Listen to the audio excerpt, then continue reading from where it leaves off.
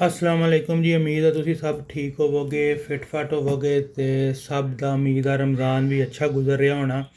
ते मेरी गुजारिश ये है कि जिस तरह रमज़ान गुजर रहा इसी तरह ना इस रमज़ान के हवाले नाल एक गल तुहाडे नाल शेयर करनी सी। वो ये सी कि मैनू बजाते खुद जड़े ना कोई 10-12 डिफरेंट मैसेज आए डिफरेंट अकाउंट्स तो मैसेंजर ते कि जी सानू बड़ी मदद की जरूरत है, साड़ी मदद की जाए।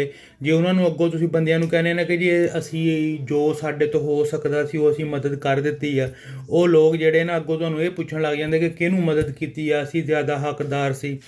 देखो ਜਿਹੜੀ ਕਿਸੇ ਨੂੰ मदद करनी ਹੁੰਦੀ ना ये इंसान ਦਾ ਤੇ अल्लाह ਦਾ ਮਾਮਲਾ ਹੁੰਦਾ। ਅਸੀਂ ਅੱਲਾ ਵਾਸਤੇ ਕਿਸੇ ਦੀ ਮਦਦ ਕਰਨੀ ਹੁੰਦੀ ਆ ਤੇ ਉਹ ਇੱਕ ਹੱਥ ਨੂੰ ਪਤਾ ਹੋਣਾ ਚਾਹੀਦਾ ਤੇ ਦੂਸਰੇ ਹੱਥ ਨੂੰ ਜਿਹੜਾ ਨਹੀਂ ਪਤਾ ਹੋਣਾ ਚਾਹੀਦਾ। ਜਦੋਂ ਤੁਸੀਂ ਕਿਸੇ ਦੀ ਮਦਦ ਕਰੋ ਕਹਿੰਦੇ ਹੁੰਦੇ ਭਈ ਜਦੋਂ ਤੁਸੀਂ ਕਿਸੇ ਦੀ ਮਦਦ ਕਰੋ ਨਾ ਤੇ ਤੁਹਾਡੇ ਦੂਸਰੇ ਹੱਥ ਨੂੰ ਨਾ ਪਤਾ ਹੋਵੇ ਜਿਹਦੇ ਰਸੋ ਤੁਸੀਂ ਦਿੱਤਾ ਆ।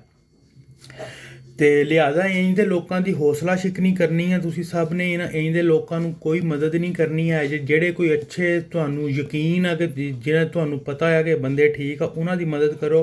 ਬਾਕੀ ਨਹੀਂ ਤਾਂ ਜਿਸ ਤਰ੍ਹਾਂ ਦੇ ਮੁਲਕ ਦੇ ਹਾਲਾਤ ਆ ਤੁਹਾਡੇ ਇਰਦ ਗਿਰਦ ਸਫੇਦ ਪੋਸ਼ ਤੁਹਾਡੇ ਰਿਸ਼ਤੇਦਾਰ ਦੋਸਤ ਉਹਨਾਂ ਦਾ ਸਭ ਤੋਂ ਜ਼ਿਆਦਾ ਪਹਿਲਾ ਹੱਕ ਉਹਨਾਂ ਦਾ ਆ।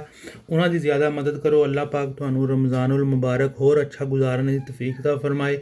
ਅੱਲਾਹ ਪਾਕ ਤੁਹਾਨੂੰ ਸਭ ਨੂੰ ਖੁਸ਼ ਰੱਖੇ। ਰੱਬ ਦੇ ਵਾਲੇ ਸ਼ੁਕਰੀਆ।